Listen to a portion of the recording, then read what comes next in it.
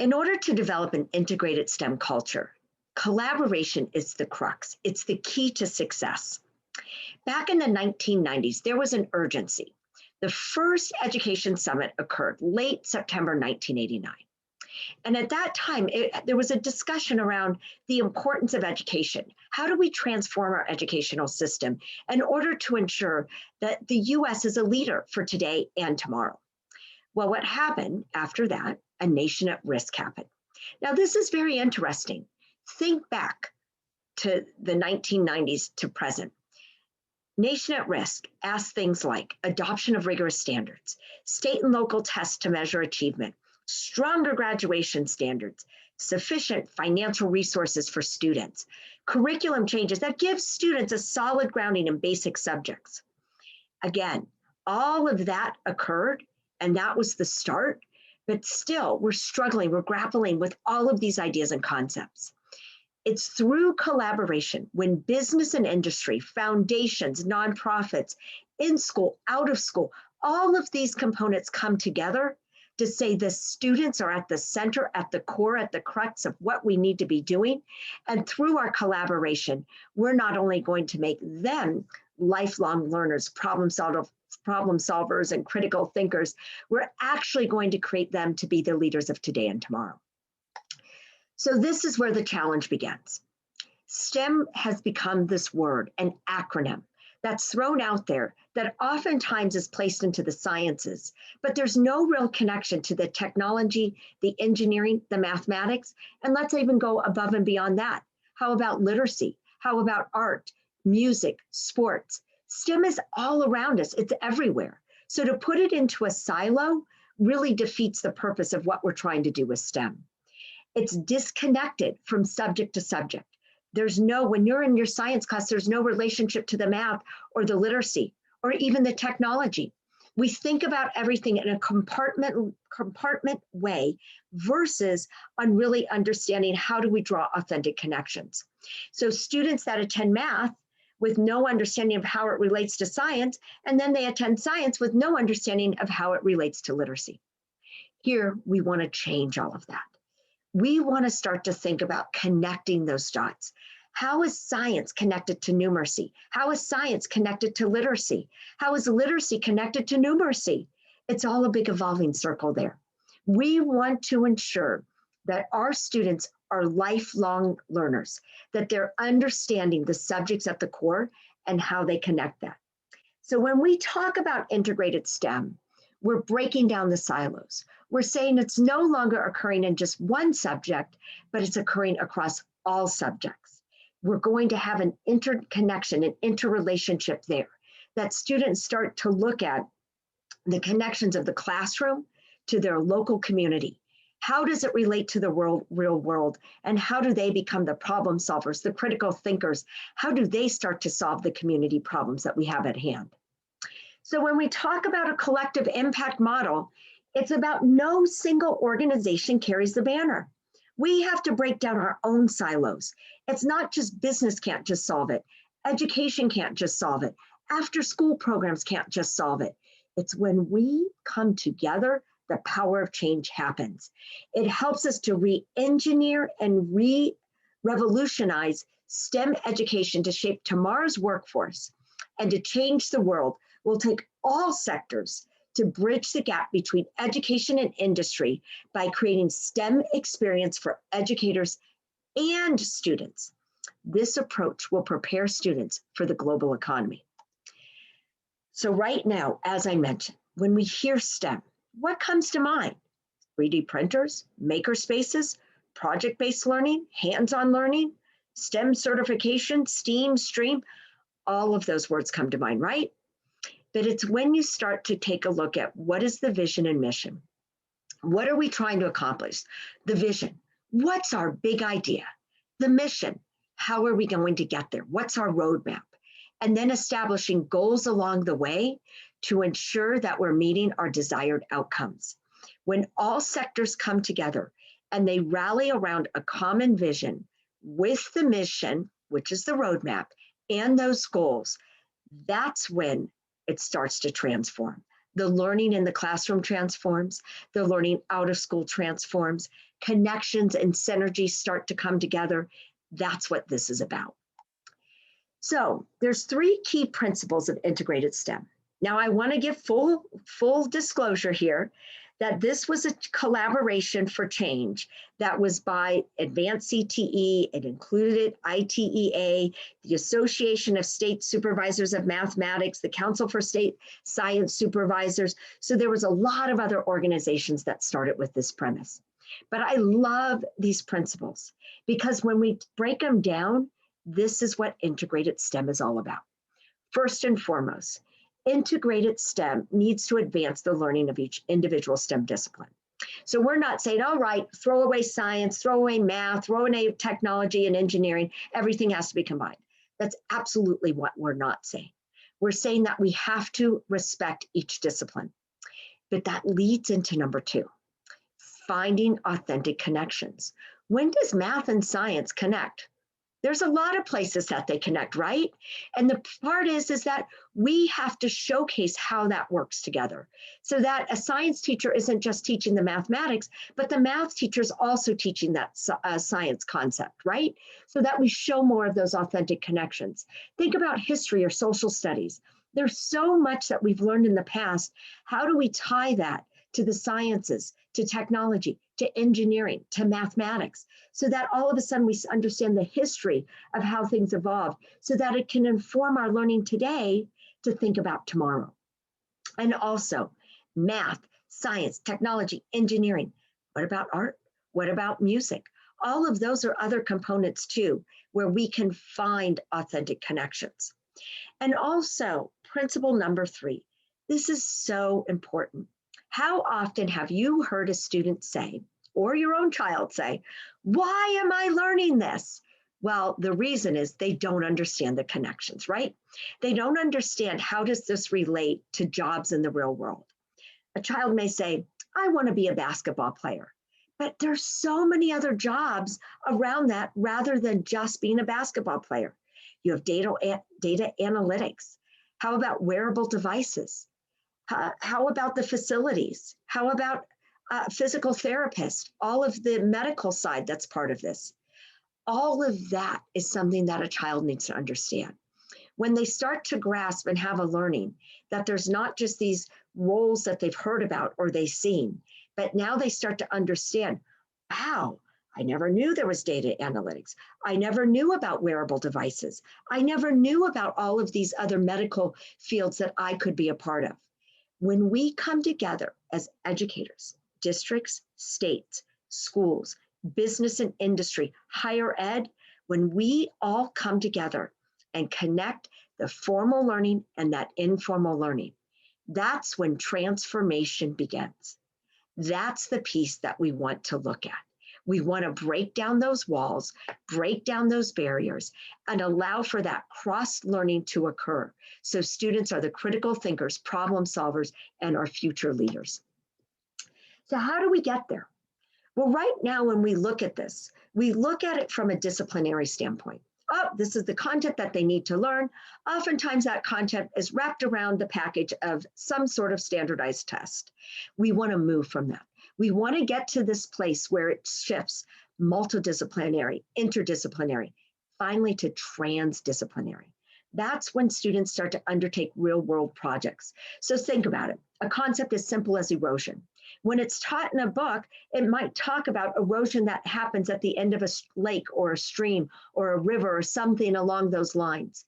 But are we really thinking about it in the local community? What if I'm in an urban setting and I don't have a stream, a lake, a river, or something along those lines? What if I'm just looking about if we have a hard rain or after a snowstorm or if we have a desert wind?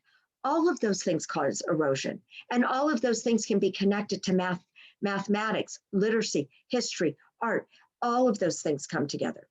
We need to start to shift our learning to think about the big idea of real world problems. What's the phenomena that exists there? Then how does that lead into a project that leads to the solution to the problem? That's where we want to begin. We don't want to say we're going to jump into project-based learning or problem-based learning without understanding the big picture, the big phenomena. Where does this concept come from? And also reminding students that it's not about success or failure. It's about the process of going through the idea and learning across all subject areas to inform your ideas to come out with a possible solution, whether it's right or wrong. And how many of us know that saying, try, try, try again? That's exactly what this is about. It's about understanding these concepts and how do we transform our learning and our thinking. Now, how do we build a collaborative culture? Well, let's break that down. We first have to ask who needs to be at the table. We also have to identify student-centered goals, not just the adult learning goals, but the student-centered goals. Let's think about those transitional nodes, high school to college, college to work, work to progress, right? We want lifelong learners. So we're going to talk about that. What are those essential skills required? Let's not forget about this. Even though we're talking about content areas, we don't want to put aside to say we need to address things like students having agility, students having these other kinds of concepts of the essential skills, compassion and flexibility. All of those things need to come into play with this. And what needs to be modified in the current state. So let's break this down, okay? Beginning with integrated STEM in education. We've talked about this, connecting content across the subject areas. But who needs to be involved? Let's look at our audience. It's very important to understand the messaging that needs to be delivered to teachers and administrators may be different than to parents and students. When we're talking with the school or the district or higher education, we need to make sure everybody's on board and has an understanding. As I mentioned, we need to look at that phenomena-based learning that explores a project within that phenomena that leads to the project-based learning that leads to the solution. Let's provide real-world experiences. So as I mentioned, that simple notion of erosion. Look at where you are. If you're in the Southwest somewhere and there's a desert community, let's talk about erosion with sand and wind. If you're in another place that has snow, like the Midwest or the Northeast, let's talk about it from that lens. Or if you're in another location where you have a drier climate, and we can talk about it from streams or rivers. There's all sorts of ways to make that an applicable real world problem. It's not one size fits all. And the goal of all of this is to adjust and to adapt so that students can understand and relate to those problems within their local community. It's also opportunities for parents to engage. Again, how do parents come on board? With this whole pandemic, parents have faced, just like educators, enormous challenges. And oftentimes, parents have found themselves at home becoming the educators. So what are the tools and resources we can provide to support them? So we have to have opportunities for parents to engage. And we also, this is the most critical part, educators need their capacity built. We need to support professional development. When curriculum is handed out, curricula is not necessarily the answer. It's the capacity of the educator on how to deliver that curricula, how to make sure there's additional resources, how it's adapted to the local community for their learning so that students don't look at education within a siloed lens, but they look at that cross connections so students are engaged in their learning, they're excited about it, and they're ready to go out to say, here's how that's a problem in my own backyard, let alone my community, and come up with those solutions. This is what will empower educators, not just at a school level, but at a district level, a state level, a regional level, and an international level. So let's break down the second part, integrated STEM in institutions, right? Businesses, foundation, professional associations, and higher education. We need to make sure that students are offered true internships, not to have something labeled as an STEM internship, and then it might just be going to a hospital location and they're not doing anything related to STEM. We want students to be engaged. And so when internships, STEM internships are offered, let's make sure they have problem solving. Make sure that they're looking at critical thinking, not just through the lens of science, but technology is more than just a tool. Technology is a resource. It's a way to open the door to learning. So we want students to have that. We want students to go through an engineering design thinking process. Let's get engaged with that. Let's support more opportunities for students to even have virtual interaction with businesses, foundation, professional associations, and higher education within the fields of engineering and technology, so that they're starting to understand that it's not just about a siloed approach, but how those connections happen. We also need to think about reskilling. A lot has changed. Think about before COVID. Technology, some people were a little afraid of, and now all of a sudden we're forced to be using it every single day. It's transformed our lives, the way we teach, the way we think, and we want to continue that. We don't want technology to be just another tool to say, go to a website and do an activity, or here's an online worksheet that you need to fill out. Yay, I'm using technology. No, it's so much more than that.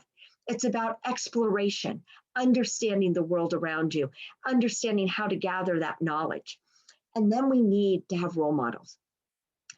These organizations that I've mentioned all have role models. We need to have more role models that look and reflect our students. There needs to be more diversity so that we can provide more of that equity and access to students, so that they have a deeper understanding to say, wow, I'm looking at someone that looks like me and I want to be like them, and having an understanding of how that can work. Once we increase that diversity pipeline, it's opening up the doors for learning. It's a way for us to think about our world, again, not just in one siloed approach, but how we all connect with each other. And the learning and the differentiation that comes from learning from one another is what makes us great. And that's what we need to continue to push. Integrated STEM in the community. This is where we connect with our libraries, our out-of-school providers, nonprofits. Again, bringing together all of these resources, because this is the group that's going to help with those transitional nodes, looking from high school to college and career, college to work, work to progress, to ensure that students and adults are supported in this learning journey. Learning doesn't just start, okay, school's open, here we go, and it ends at the end of the school day. Absolutely not. Learning is when we're looking outside of the classroom and saying, hey, I was learning that in science, and I studied about that, the history of it, in my social studies class, and then I was looking at mathematical formulas. Wow, here's a real world problem right in my own backyard. Here's how I'm going to draw those connections. Those connections may be through coding. It may be through a mathematical club. It might be through some other scientific method. There's so many ways to continue that, robotics, everything, and to keep the learning and to ensure that students have the knowledge and the power behind them as they transition, whether it's from elementary to middle, middle to high school to college, high school to career, college to career. Regardless what it is, we want to ensure that students are learning as lifelong learners. So the big idea, how do we change STEM from an acronym to true integration, connecting the classroom to the real world? So let's start with our current state. Bring the shareholders together. Who has those, what are those big ideas? Who has to be at the table? So let's bring everyone. Let's start to select what those big ideas are. Then let's start to incubate those ideas. Let's look at it to say, one, are they practical ideas? What are their financial implication? Is somebody else missing? But let's also have the ability to say, we're going to implement something, but should we pivot or persevere? Do checkpoints along the way. Make sure that you're not 3 months down and it's like, nope, it's not working. Instead, check in weekly, every 2 weeks. Let's take a look to say, are we successful? And do we need to pivot or persevere? Continue the pathway, make some transitions, make some tweaks, and then continue. But that's a determination that the group needs to decide. And then expand. Formalize that implementation, share the progress, write about it, document it, select new ideas. Going through this process is not just a one size fits all. It's not to say, oh, we have one idea, we're going to just go with it. No. Instead, it's continuing to add to the pipeline and creating these integrated STEM ambassadors. When there's good work out there, there's no one better than educators, parents, the community, students to talk about how being integrated across all of the subject areas in school and out of school, how that spark happens and occurs. So think of it this way. A collaborative culture must be committed to bridging the gap between education and industry through advancing STEM experiences for both educators and students to address the business needs of the future.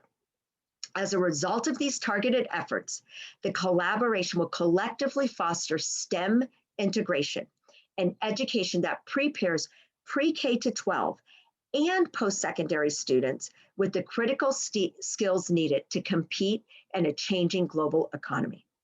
This happens whether it's in a hybrid, or remote, or in-person learning. So again, it takes all of us to really transform culture from being in a siloed approach to an integrated STEM approach, connecting all of the subjects within school and connecting to that out of school learning. I want to thank you. I want to thank ITEA for being leaders and visionaries in terms of breaking down these silos, to think about STEM education no longer being an acronym, but being something that is across all disciplines in the appropriate way, making sure it's authentic, making sure it bridges to careers, leveraging all of those partnerships and relationships that are out there, because together we, and I want to emphasize that, we are going to improve our students' learning success by creating a platform where they see everyone coming together, understanding those connections, connecting the dots, and continuing to be lifelong learners by critical thinkers, problem solvers. They are our future. They are our leaders. So with that, I want to thank ITA once again, and I want to thank all of you, because together there is the power in we. Thank you.